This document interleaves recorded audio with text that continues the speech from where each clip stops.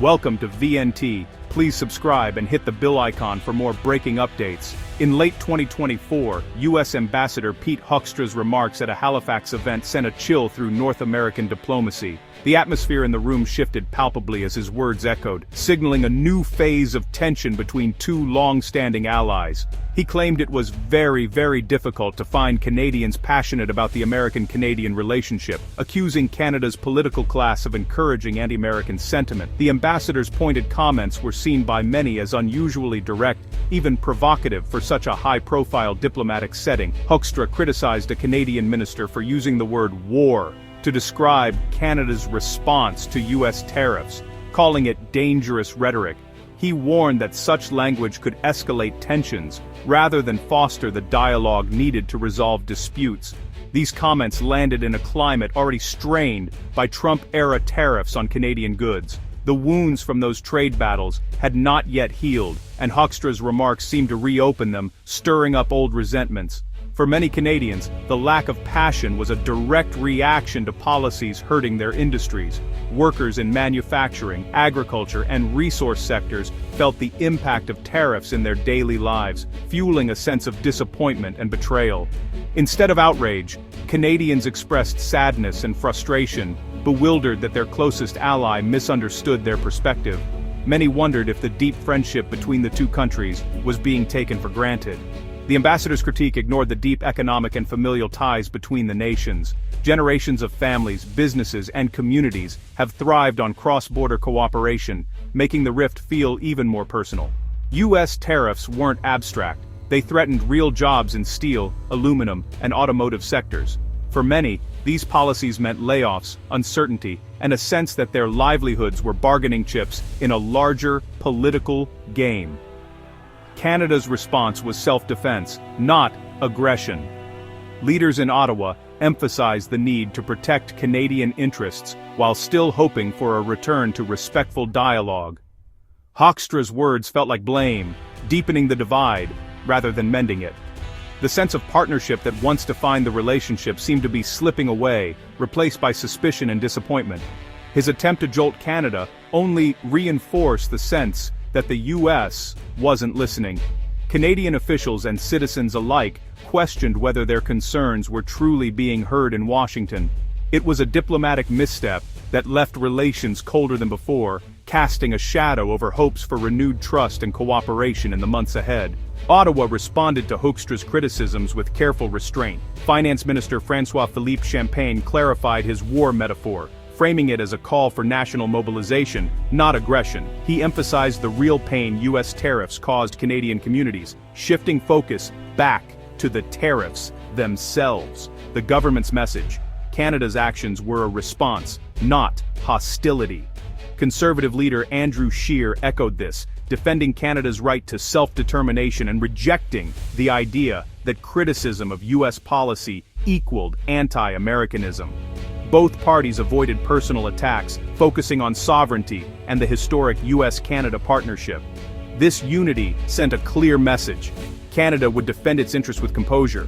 Ottawa's strategy was to maintain the moral high ground and keep dialogue open. The response was calm, principled, and avoided escalation. Canada refused to be rattled by inflammatory rhetoric. Outside the realm of politics, Canadian industry leaders and prominent public intellectuals stepped forward with remarkable clarity and conviction. Their rebuttals to the ambassador's statements were not only blunt, but also deeply rooted in facts and lived experience. Flavio Volpe, head of the Automotive Parts Manufacturers Association, didn't mince words. He called Hoekstra's comments gaslighting 101, and directly accused him of trying to reframe Canada as the aggressor in a situation where it was clearly the victim of unfair trade tactics. Volpe dismissed the rhetoric as little more than political theater, designed to impress Washington audiences rather than address Canadian concerns. For business leaders across the country, the priority was clear: protect Canadian jobs and industries, rather than get drawn into empty posturing or diplomatic games. Hoekstra's claim that tariffs somehow improved Canada's position was swiftly and forcefully disputed. Manufacturers saw only harm, disruption, and uncertainty. The suggestion that winning meant others suffered more was, for many, a hollow and troubling justification that offered little real comfort. Public figures, like novelist Stephen March, urged Canadians to keep their focus and ignore such provocations, emphasizing the importance of unity and resilience. The consensus was clear: don't play into the ambassador's narrative, and don't let outside voices dictate the national conversation. Industry leaders and experts saw through the spin, refusing to be baited into a manufactured conflict that served no one's interests. The message from Canada's business community was unmistakable. Canada would not be manipulated or drawn into a false narrative. In the end, a calm, practical focus on real issues prevailed over diplomatic theatrics and attempts at gaslighting. To understand Canada's response, it's crucial to see the long, complex history of US-Canada trade. Trade disputes have flared before: chicken wars, softwood lumber, but were usually resolved through negotiation. What made Trump's tariffs different was invoking national security against a close ally. For Canadians, this was not just policy, but a betrayal of trust built over decades of military and economic partnership. The national security pretext felt personal and insulting, poisoning future discussions. Canada's calm but firm response was rooted in defending its identity as a loyal partner. Canadians remember both cooperation and past disputes, fostering a pragmatic approach. The measured reaction wasn't weakness, but a sign of diplomatic maturity. Administrations come and go, but the shared interests endure. Canada's steady hand reflected confidence in the relationship's resilience. The Hoekstra episode highlighted starkly different diplomatic styles, putting the Canadian temperament under a global spotlight. The ambassador's confrontational approach aimed to provoke. Canada responded with restraint and discipline, choosing words carefully and avoiding escalation.